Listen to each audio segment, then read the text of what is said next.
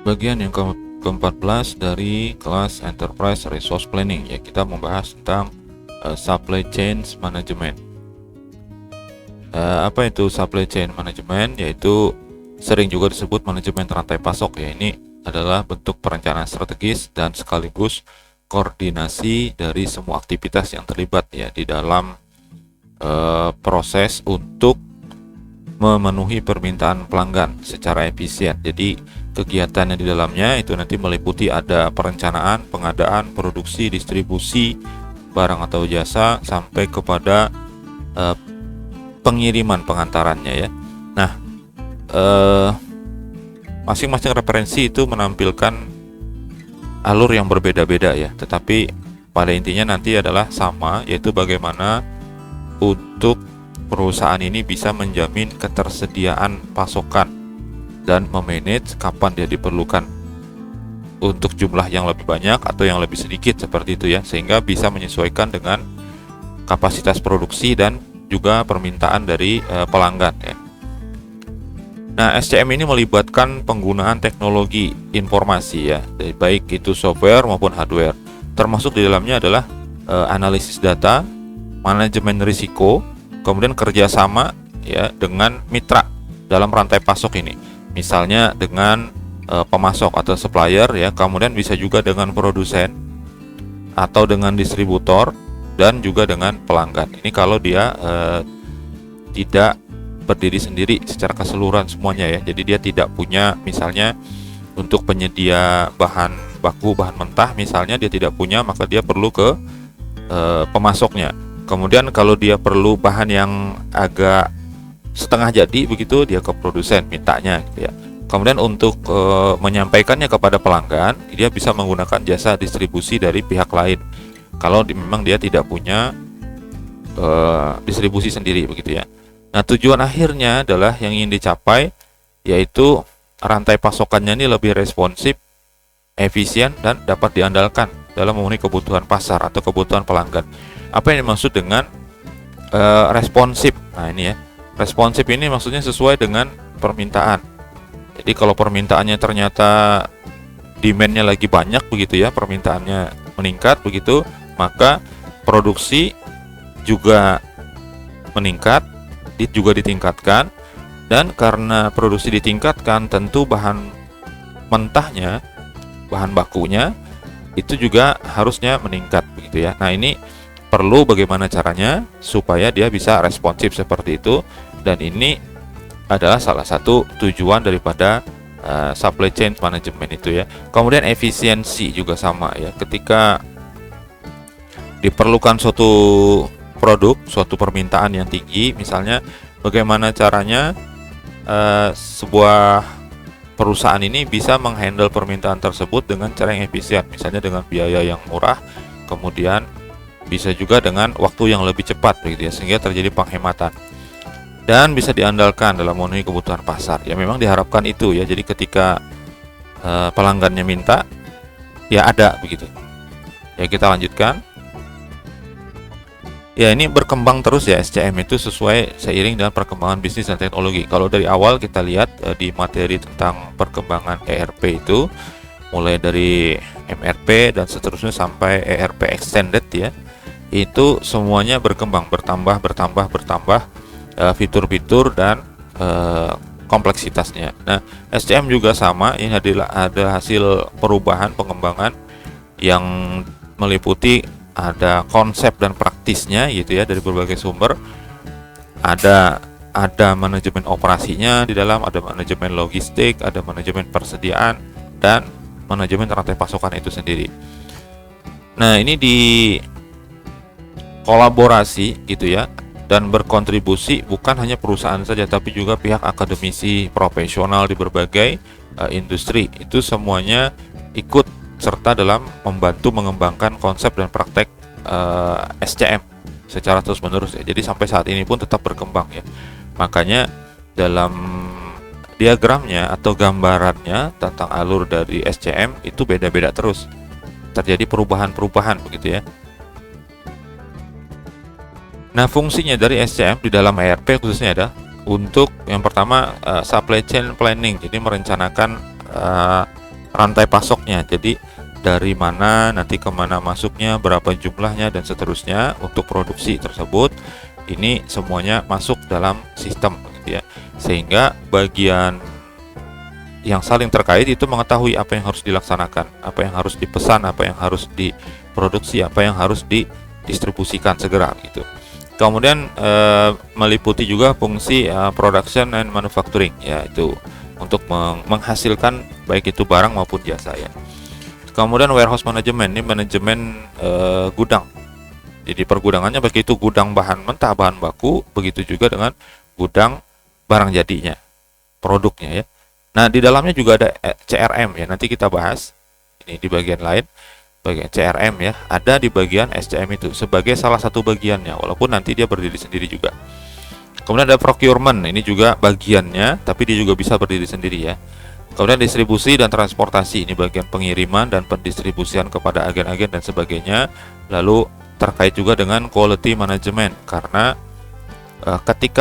ketika kualitasnya tidak bagus, barang yang sudah diproduksi produknya ternyata dicek kualitasnya tidak bagus, maka secara otomatis itu akan terjadi pengurangan barang di pasar ya, karena tidak dipasarkan tentunya, sehingga perlu reproduksi ulang seperti itu. Direproduksi itu berarti barang yang tersedia di pasaran itu menjadi sedikit, seperti itu ya. Nah, ini adalah bagian dari SCM karena untuk menjamin rantai pasoknya. Kemudian inventory management, ini bagian stok ya, manajemen stok. Kemudian demand management, ini manajemen permintaan. Jadi berapa banyak nih yang minta sehingga kita harus produksi kembali misalnya. Itu masuk di SCM bagiannya ya. Kemudian ada risk management atau manajemen risiko. Nah, ini juga berkaitan dengan ketepatan misalnya pada saat penyediaan bahan mentah, bahan baku untuk diproduksi, kemudian ketepatan proses produksinya, tidak ada masalah dalam proses, kemudian ketepatan juga ketika menyampaikan produk itu kepada kepada agen dan juga kepada pelanggan. Kemudian ada partner collaboration, ini saling berkaitan karena tadi kita sebutkan di awal ada bagian pihak luar yang saling ikut bekerja sama, misalnya dari pemasoknya atau supplier, kemudian ada juga produsen, distributor dan juga pelanggannya ya. Kemudian sustainability management, nih manajemen keberlanjutannya, apakah bisa dilanjutkan ini nanti dan seterusnya. Itu masuk ke dalam SCM ya. Nah, keseluruhan fungsi itu bekerja sama, dia nggak bisa berdiri sendiri, walaupun ada nanti yang dia jalannya sendiri begitu ya, memang karena khusus gitu ya. Nah, tujuannya adalah memastikan produk dan lain itu tersedia dalam jumlah ya, dalam jumlah, pada tempat dan waktu yang tepat dengan biaya yang efisien. Jadi untuk memproduksinya itu, baik itu dia berupa barang ataupun jasa, itu nanti efisien dan jumlahnya juga pas gitu ya, tempatnya tepat dan waktunya juga sesuai. Ini yang diharapkan dari supply chain management. Nah, tujuannya apa ini? Ada terjadinya peningkatan efisiensi secara operasional. Ya, dari sisi operasional tuh meningkat efisiensinya karena waktu yang diperlukan misalnya beberapa hari begitu ya. Dengan bantuan SCM ini nanti diharapkan waktunya jadi berkurang sehingga ada penghematan waktu dan bisa lebih banyak ada yang dikerjakan gitu. Misalnya ya, kalau kita analogikan, kalau dalam produksi itu satu hari memproduksi 10, ternyata terjadi efisiensi itu hanya setengah hari aja 10, maka berarti satu hari bisa menghasilkan 20 begitu ya. Nah, ini terjadi efisiensi dari sisi waktu dan tentu terjadi peningkatan produksi. Ini tujuan dari SCM ya. Kalau rantai pasoknya itu normal, wajar begitu dan tidak ada kendala, tidak ada permasalahan, artinya ketika diperlukan produk itu ada begitu, kemudian permintaan dari masyarakat atau dari pelanggan juga bisa dipenuhi, maka terjadi peningkatan efisiensi sekaligus juga peningkatan pendapatan atau keuntungan begitu ya. Kemudian peningkatan layanan kepada pelanggan ya, karena semuanya bisa dipenuhi tentu pelanggan juga akan semakin senang begitu ya. Nah, kalau mereka senang biasanya mereka akan jadi apa ya istilahnya, pelanggan yang loyal begitu. Ketika ada produk tertentu lagi dari perusahaan ini, mereka akan dengan senang hati untuk membeli ya. Kemudian pengurangan persediaan. Nah, maksudnya apa nih pengurangan persediaan ya? Padahal harusnya ditingkatkan ya. Kenapa kok ini maksud di sini adalah pengurangan persediaan? Nah, maksudnya adalah ketika suatu produk misalnya terjadi demand yang rendah begitu ya, tentu tidak mungkin diproduksinya dalam jumlah yang banyak gitu ya, karena nanti ada kemungkinan tidak akan terjual gitu ya. Sehingga produksinya dikurangi, maka secara otomatis bahan baku, bahan mentah yang akan dijadikan produk ini juga harus dikurangi suplainya gitu. Seperti itu ya. Ini yang dimaksud pengurangan persediaan. Tetapi itu sifatnya fleksibel, jadi sesuai dengan demand-nya, sesuai dengan permintaan. Ya, seperti itu ya. Termasuk juga misalnya persediaan yang ada di gudang terhadap barang yang sudah jadi, produk jadi ini dikurangi persediaannya, stoknya. Kenapa? Sesuai dengan demand tadi. Nah, kemudian optimasi rantai pasokan ya, ini berkaitan dengan itu tadi. Jadi, bagaimana caranya supaya dia optimal semuanya. Kemudian manajemen risikonya jadi lebih baik ya, ketika terjadi penundaan produksi misalnya, tentu bahan baku, bahan mentah ini kan sudah siap untuk diproduksi, tetapi produksinya tertunda misalnya, sehingga ini terjadi risiko nih. Apa risikonya? Nah, itu sudah bisa di-manage oleh perusahaan. Kemudian meningkatkan kolaborasi mitra bisnis ya, karena ada pihak-pihak lain yang terkait, apalagi nanti kalau menggunakan sistem self service ya. Jadi dari pihak supplier sudah tahu nanti kita perlu apa begitu, kemudian ada permintaan atau demand dari pelanggan, juga kita tahu kapan kita harus memproduksi lebih banyak, kapan kita produksinya sedikit gitu ya.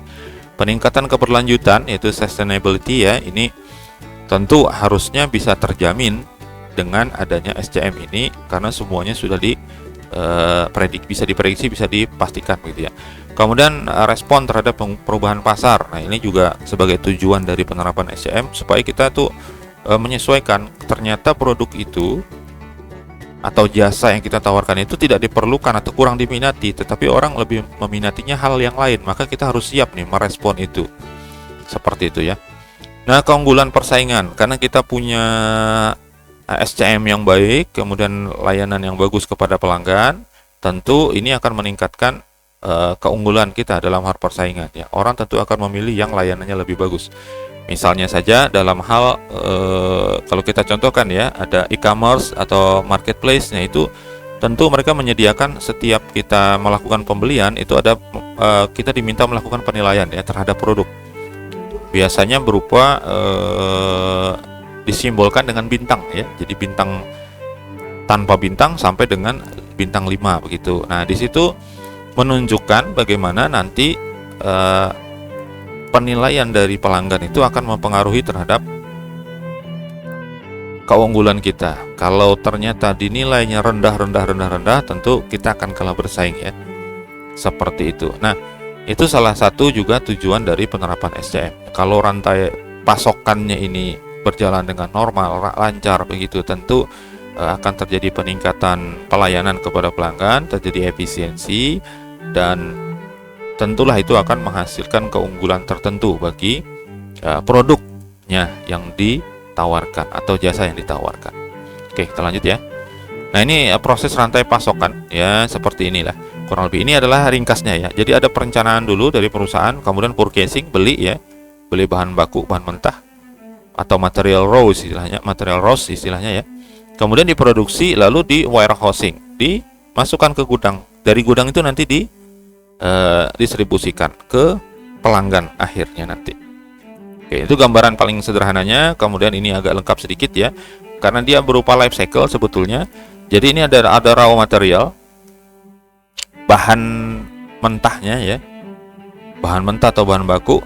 Kalau bahan mentah dari raw material ya, masuk ke supplier ini bikin bahan baku jadinya. Nah, kemudian masuk ke bagian kita produksi di factory ya.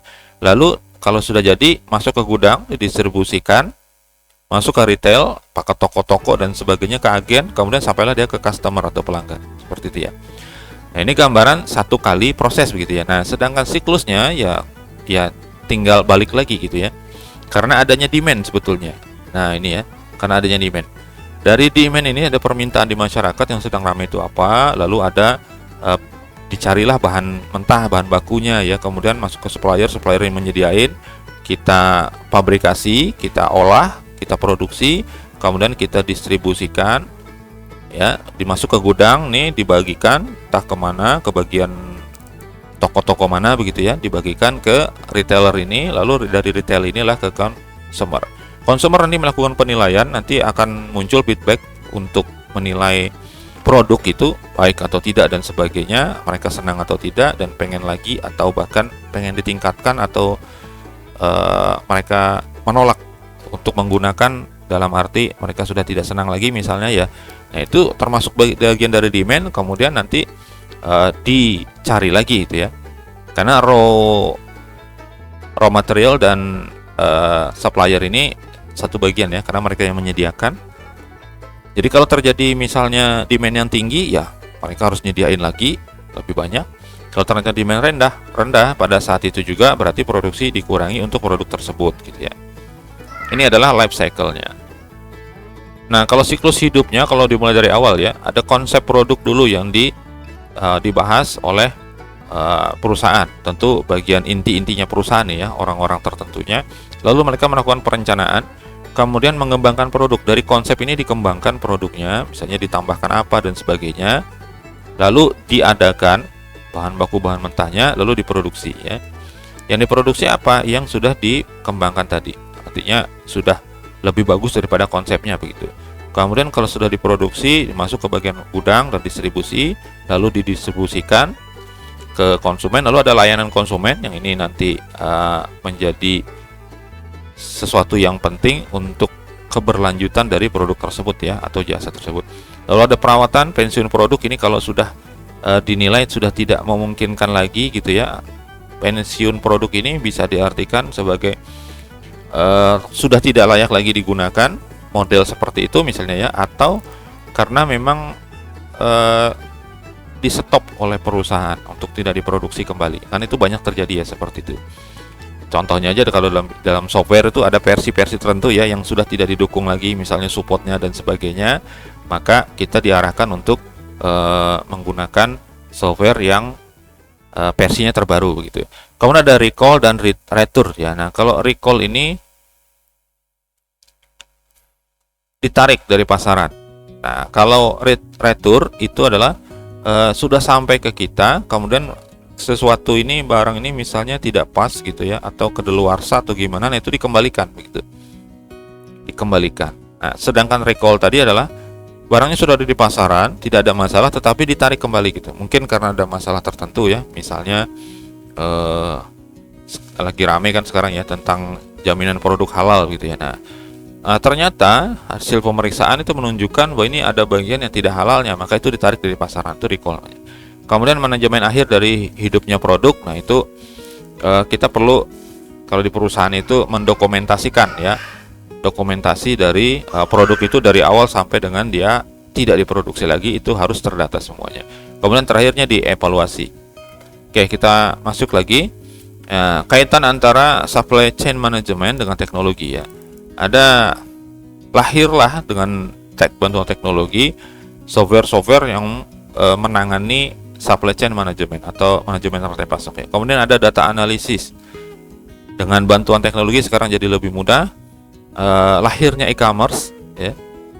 Lalu muncul juga artificial intelligence atau kecerdasan buatan atau kecerdasan bisnis yang nanti bisa mengarahkan, memprediksi, bahkan pada tahap yang lebih tinggi lagi adalah bisa memutuskan, mengambil keputusan begitu. Kemudian IoT ini berkaitan dengan big data ya, Internet of Things. Kemudian ada blockchain, ini desentralisasi pencatatan transaksi. Jadi pada saat misalnya punya cabang yang berbeda-beda, transaksi itu dicatat dulu secara lokal. Kemudian pada periode tertentu atau misalnya pada rentang waktu 1 jam sekali misalnya gitu terjadi update data ke server pusat, misalnya seperti itu ya. Kemudian predictive analysis, ini analisis untuk memprediksi atau untuk melakukan forecasting begitu, perkiraan begitu ya. Nanti kita harus berdasarkan animo masyarakat terhadap suatu produk itu meningkat, ternyata misalnya kita perlu berarti meningkatkan produksi terhadap barang tersebut misalnya ya. Lalu yang terakhir adalah lahirnya mobile apps ya, aplikasi-aplikasi berbasis mobile yang itu ikut terkait juga dengan SCM karena sekarang tidak zamannya lagi harus membuka PC atau laptop ya, harusnya sudah bisa menggunakan perangkat-perangkat mobile begitu. Nah, ini semuanya berkaitan antara, masih banyak lagi sebetulnya kaitan antara SCM dan teknologi ini yang bisa dihasilkan begitu ya untuk membantu kelancaran proses dari SCM ini. Nah, beberapa aplikasi atau ya sistem ya SCM yang berbasis open source yang kode sumbernya terbuka, bisa di-download secara gratis, bahkan kita bisa ikut mengembangkan sistemnya. Yang berbasis web, ya, ini saya tampilkan beberapa ya. Ada Zoho, ada Odoo, ya, Inflow, kemudian ada Shortly. Nah, ini semuanya bisa dicoba, nanti tinggal di search saja ya. Nah, ada Zoho Creator, ada Bartender, ada Stockfile, ada Delivered. Ya, itu adalah contoh-contoh dari aplikasi supply chain management yang open source berbasis web. Ya, kenapa berbasis web yang saya tampilkan? Karena ini yang lebih mudah ya, karena kita cukup install di satu buah server saja, kemudian nanti yang lainnya tinggal mengakses saja. Seperti itu ya. Oke, kalau ada pertanyaan nanti silahkan dituliskan saja di komentar ya. Kita masuk ke materi berikutnya yang ke-15, yaitu Customer Relationship Management.